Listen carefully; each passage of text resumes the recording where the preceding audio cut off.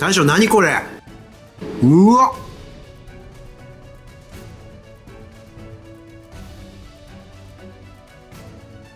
軍艦の向こうにそびえ立つウニマウンテンがたまらないっすね。濃厚ですね。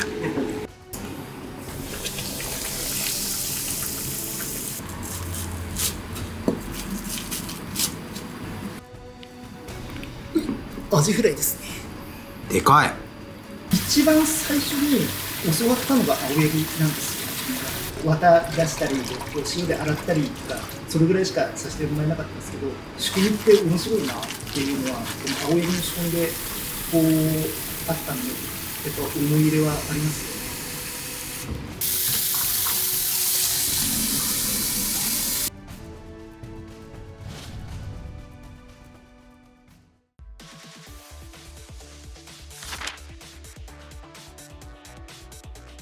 本庄駅から徒歩10分、お好みもお任せも楽しめる2024年4月オープンの新鋭店。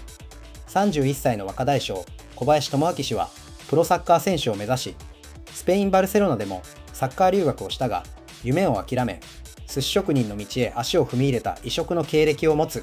料理や寿司でお客さんを笑顔にしたいという考えから、意外性のあるつまみと昆布締めや酢締めなど仕込みを怠らない江戸前寿司を交互に繰り出すスタイル。これからさらなる進化が楽しみな埼玉で輝く有料店です。高校までずっと、高校もずっとサッカーやってて、それでもやっぱプロサッカー選手になりたいだったり、サッカーで将来食べていきたいっていう夢があって、高校卒業してからスペインのバルセロナに3年間留学行ってて、おじの存在がやっぱ昔から強くて、おじがかっこいいなと思って、いつも笑顔で寿司握っててみたいな、それが入ったきっかけですね。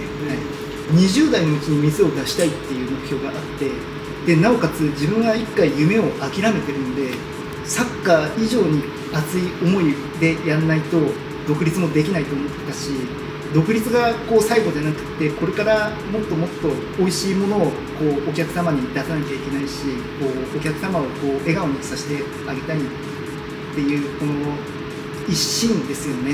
はい。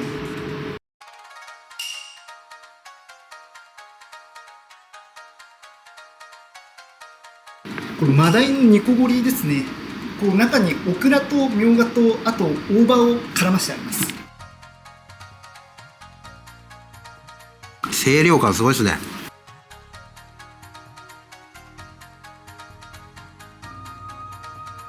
店名に寿司友蔵ではなく、春鮮ってつけてるじゃないですか、この辺りの狙いというか考えはいかがですか？鮮度いいものをやっぱ仕入れて美味しく召し上がってもらいたいなって。例えば寝かせるものは寝かしたりとか、やっぱ味を出す、それからお客さんに提供してる形ですよね。最初ご結婚はいつなんですか？結婚が、去年の3月に、結婚して、お店出したのは4月じゃあもう結婚して翌月にはもうお店出した、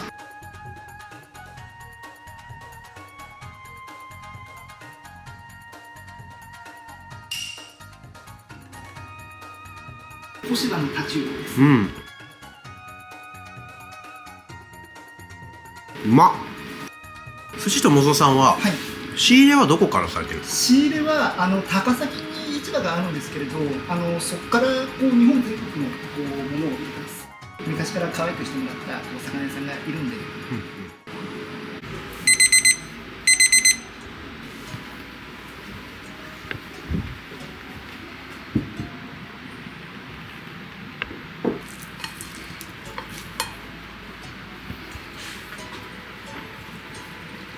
これが粗塩と砂糖が少し入ってますね。でお酢は雑賀の赤酢使ってるんですけれど、高校卒業してからスペインのバルセロナに3年間留学行ってて、メッシとかネイマールとかそういう選手を間近で見て、これはもう自分がプロになりたいっていうのはそもそもがちょっとダメだったんだなって。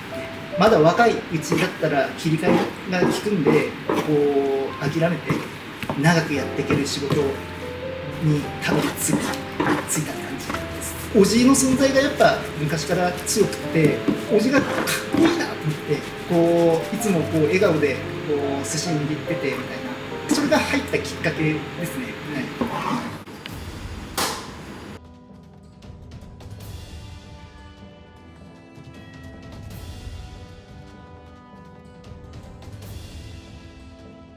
まず新イカですね。ほんと可愛い赤ちゃんサイズ。最初柚子の爽やかな香りがきて、はい、イカのプリッと感と、はい、シャリのこの甘コク、はい、美味しい。シャリは結構柔らかめですね。柔らかめですね、うちは。大将が一番思い入れのあるネタとか、はい、好きなネタって何ですか？青柳ですね、はい、一番最初に教わったのが青柳なんですよ。綿出したり塩で洗ったりとか、それぐらいしかさせてもらえなかったんですけど、仕組みって面白いなっていうのは青柳の仕込みでこうあったんで、やっぱ思い入れはありますよね。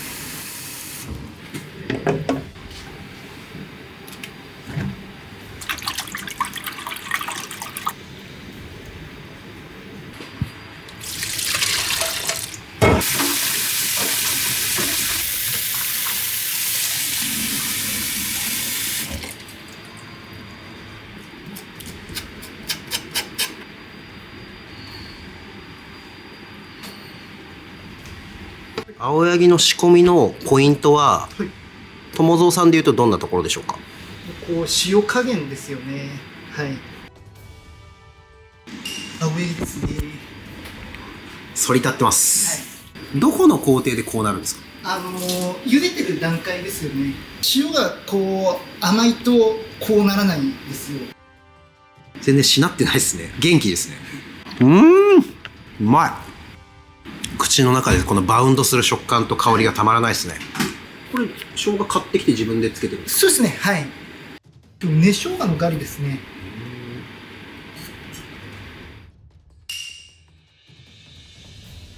リンゴ酢使ってるんですよ。食感もかなりシャリシャリ系ですね。はい。これは大人のガリですね。セロリは程よい苦味があって。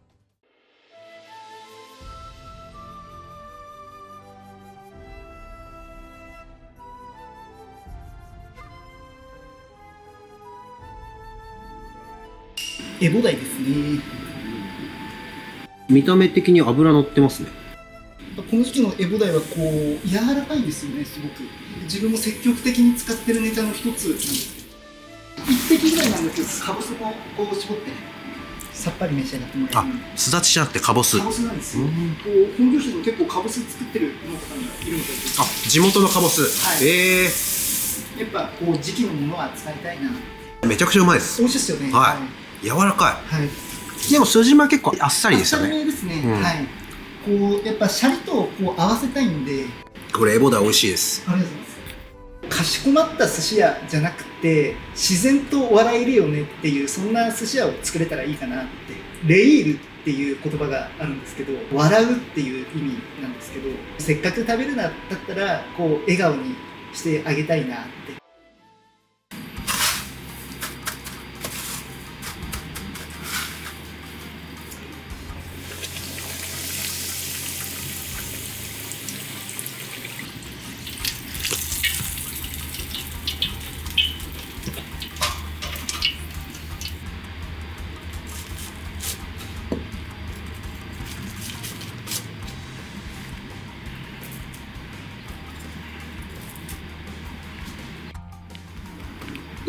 アジフライですね。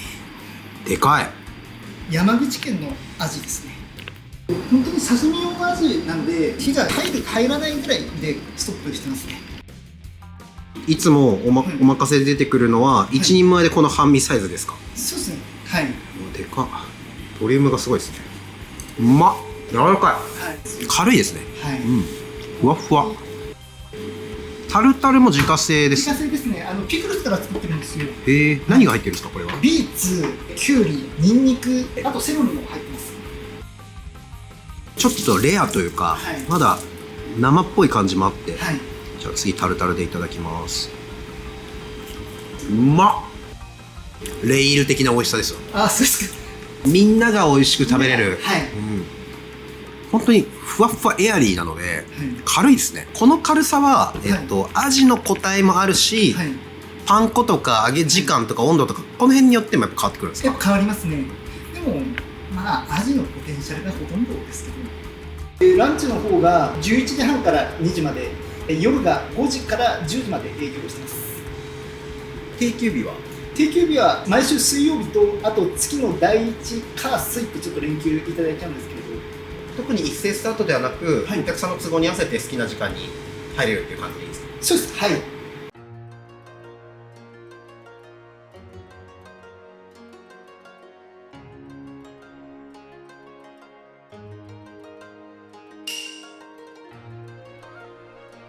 包丁が細かいですね。酢と昆布どっちも当ててるんですよ。シャリにこう合うような感じには作ってるんですよ。お酒にも合いますねこれ。結構しっかり味をまとったサンマ、こ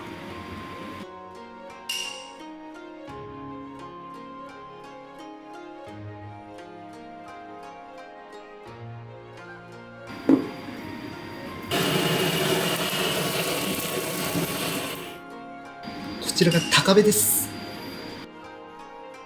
あえてこう少し分厚めに切るんですよね。そうするとこの柔らかさがこう出るんで、ふっくらしっとり。はい。これも数分なんですけど、昆布少し当ててこう脱水しながら、脱水程度なんですけど、やっぱ旨味をギュッと凝縮させてる感じ。はい。すごいね、身がしっとりしますね。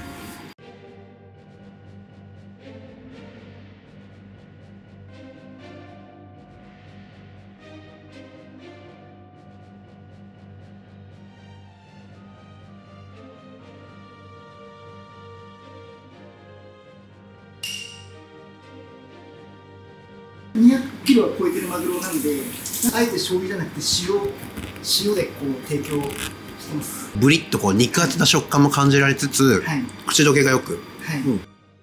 何これ？クジラなんですよ。クジラ。ミンククジラですね。ミンクのこれ赤身ですか？赤身です。はい。うわ、うまそう。これ何のタレに使ってるんですか？酒と醤油とあとニンニクと生姜ですよね。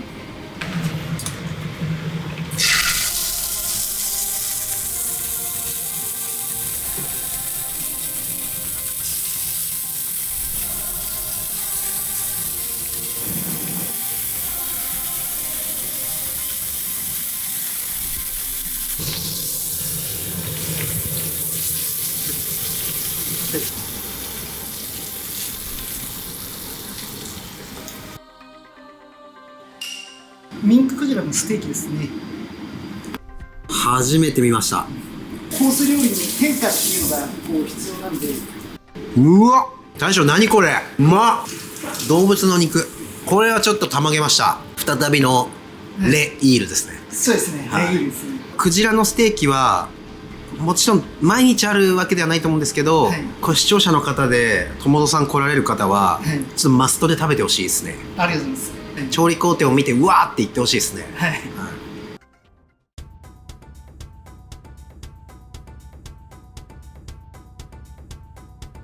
もずくに当たりネギ。はい。これがまたこう合うんで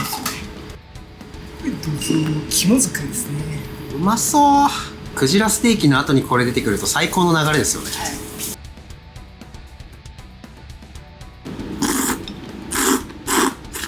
特徴的ですね、食感が。はい。本当に一本がすごいシャキッとしてるというか。はい。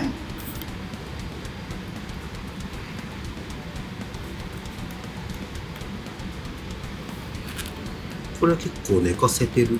まあ寝かしていったら昆布締めですね。どれぐらい寝かせてるんですか？これがでも寝かせって言っても3日ぐらいですけど。昆布はどれぐらい？昆布は半日程度ですね。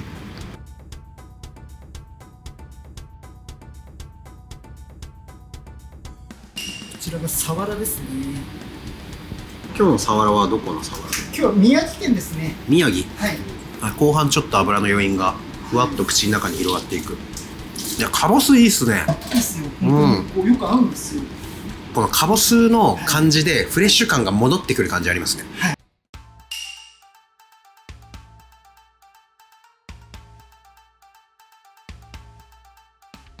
塩漬けのイクラを直前に本当1分ぐらいそうですね。あれは何醤油ですか？あれはだし醤油なんですけど、少し甘めのだし醤油ですね。宝石のごとくキラキラと輝く新イクラ。この新イクラならではの淡さがすごいあるっていうか、はい、淡いですね、はい、溶け方が。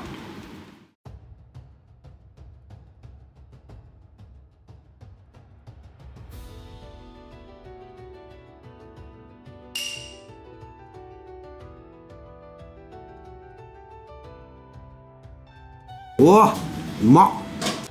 なんかお上品だけどワイルドな感じもあり、強いのと繊細な感じが共存する一貫というか。うわ、来たー、肌手。春泉筋友蔵さんの提供スタイルっていうのは、はい、お好みもお任せもやってらっしゃる？はい、どちらもやってます。はい。どっちの方が多いですか？やっぱお好みの方がほとんどですよね。はい、コースが一応3種類あって、今やってるのが1万1000円のコース、1万6500円のコース、あと2万2000円のコースがあるんですけれど、金額が上がるにつれて品数は増えていくんですけれど、1万1000円のコースでもだいたい20品程度はあります。金額が上がるにつれてこう使うネタだったり品数も少しずつ増えていくような形です。予約方法が今直接お電話か食べログ一休、あとインスタグラムでもご予約を受けたまっております。車で来られる地元のお客さんも多いですか？そうですね、はい、最近なんですけれど、駐車場4台こう完備できるようになって、車でのこのアクセスもこうしやすくなったのかなって。今日だけ特別に肌手とかではなく、じゃなく、なるべく最近は使ってますね。はい。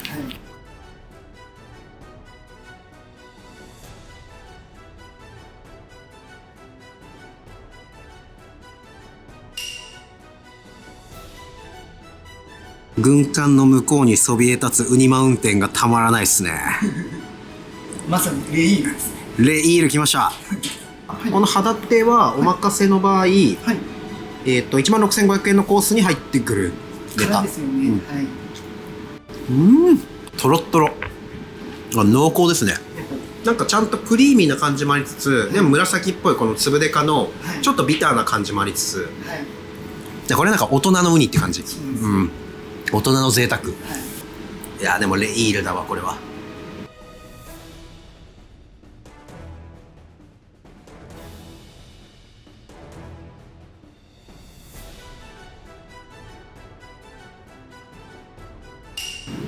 トロですね。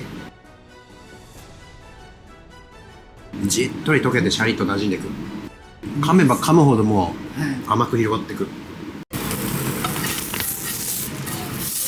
やっぱこう美味しくなれっていうのは大前提ですけど、ネタでやっぱこうシャリの大きさとか随分違うので、それはやっぱここの持った時の感覚でこっちを調整しながら調整はしてますね。ネタとのバランスっていうところを。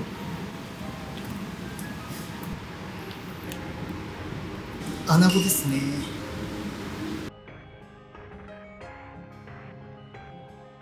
おお、すごい口どけ。はい。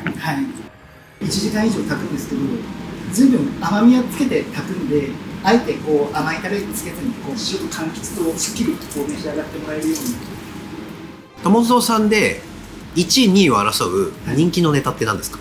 やっぱつまみのメニューだったらアジフライは確実に3本のメニューが入りますよね。あとネタだったら毎回やっぱ変わってはくるんですけど、イカだったりアマダイとかのマグロの赤身が一番人気かなって。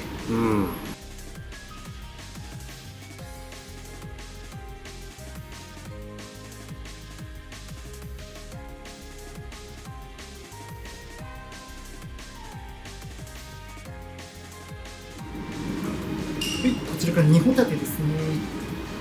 80度ぐらいの出汁をこうかけてあげるだけなんですよね。ホタテって感じの旨味がギュッときますね。まあ空いてたら飛び込みでとか、お好みでってこう、そこをやっぱりこう今のところ守りきってるのは、地元密着感というか、そこがいいところっていうのを言ってくれる人もいるので。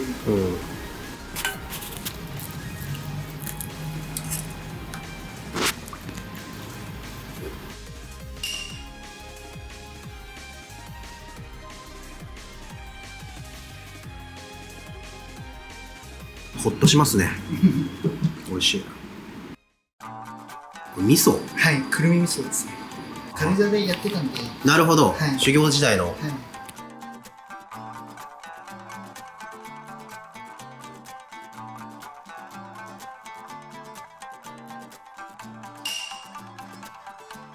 味噌とこのお揚げのジューシーで甘辛い感じが、うまい。やみつきになるというか大人のいないですね。はい、これ結構持って帰ってくれる方がいるんですよ。持ち帰りもやっぱ OK。 はい。お好みで1貫いくらなんですか？220円ですね。ああ、ちょうどいい感じの。はい。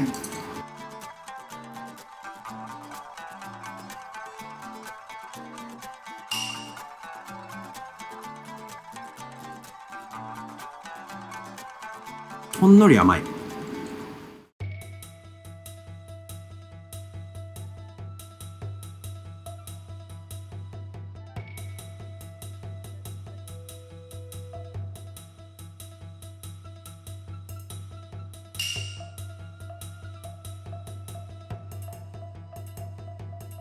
うまいっす。あれです。包丁入れてあげた方がこう食べやすくもなるし、こう甘みもやっぱ増すんですよね。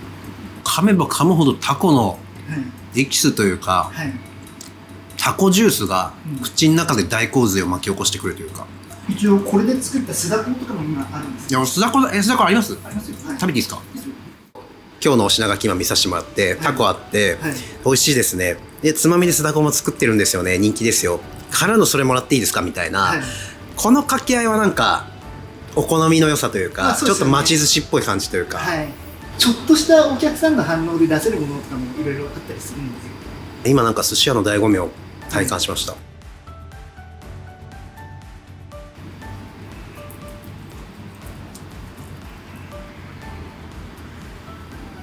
酢だこですね。いや、たまらんっす。プリップリっすね。酢自体は米酢？米酢です。本当にそれこそ犀賀の米酢で、だから結構深みはあるっすよね。犀賀さん使ってるんで。これどれぐらいお酢に使ってるんですか？でもこれでもう5日ぐらい使ってますかね。なんか爽やかですね。ジューシー、すごい。会話の流れで、自分が好きなやつあったんで、ちょっと2、3切れ大将つまみでみたいな、これはカウンターの良さですね。そうですね。はい。酢だこめちゃくちゃうまいっす。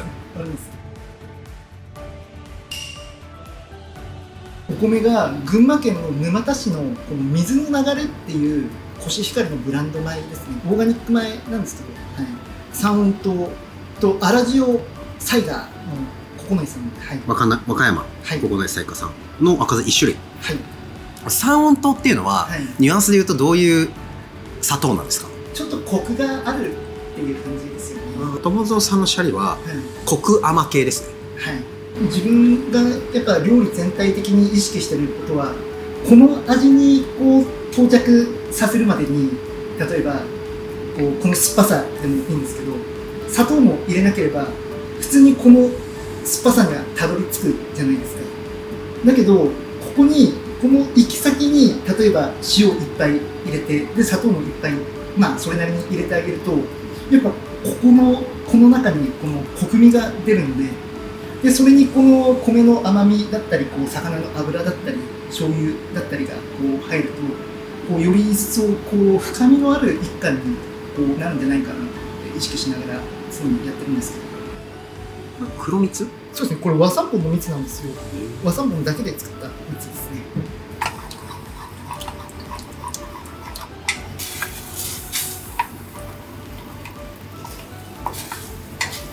ちょっとずつ餅みたいになってきました。はい。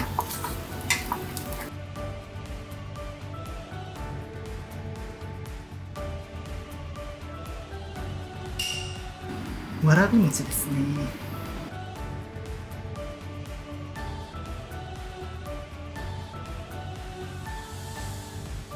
すごい粘り。不思議な食感ですね。しかもあったかいとなんか、ほんと幻想的というかもう蜜美味しいですね。小林さんごちそうさまでした。春泉寿司友蔵さんのこだわってらっしゃるところとか、大切にされているところ、どんなところですか？やっぱお客さんに楽しく笑って帰ってもらえるように、それが一番こだわってるところかなって料理はもうもちろんって言っていいんで、はい、インタビューではいおっしゃってた、はい、レイールっていうのは、はい、すごいそのメッセージが伝わってきました、まずやっぱり小林さん大将ご自身がすごいニコニコ楽しそうに話してくださるんで、はい、あそこがまずレイールだなって思ったのです。やっぱ自分もやっぱこの年で店をやりたかったっていうのが、やっぱある程度年を取ると貫禄が出てきちゃって、お客さんが逆に気使っちゃうような、なんかそういうお店になっちゃうので、この若い時にお店出せば自然となんかお客さんが絡みやすくなるっていうか、喋って笑えるような、そういうお店にはなるんじゃないかなと思って。まず、つまみのレイールは、はい、アジフライと、はい、クジラステーキが特に、はい、やっぱり五感で楽しめて、はい、まあ誰もが笑顔になれる、はい、美味しいお料理っていうか、そこがまず今日印象的でした。で握りは、はい、エボダイが1位です。ありがとうございます。はい、なんかふっくら加減が、はい、寿司としての完成度が今日一番高かったのは僕エボダイだなと思いました。こだわってるネタの一つ、江戸前の仕事が、かかるような光り物だったり白身だったり、そこに昆布締め、塩締め、酢締めみたいな、赤シャリのこのコクうまい、コク甘い赤シャリとマッチするみたいなところが、寿司を食ってくれっていうメッセージもすごい伝わったというか、ありがとうございます。なんかずっとレイールな感じで、笑顔ニコニコで若さ存分生かして、これからも本上で頑張ってください。はい、ありがとうございます。今日本当に美味しかったです。ありがとうございました。ありがとうございました。ごちそうさまでした。ありがとうございます。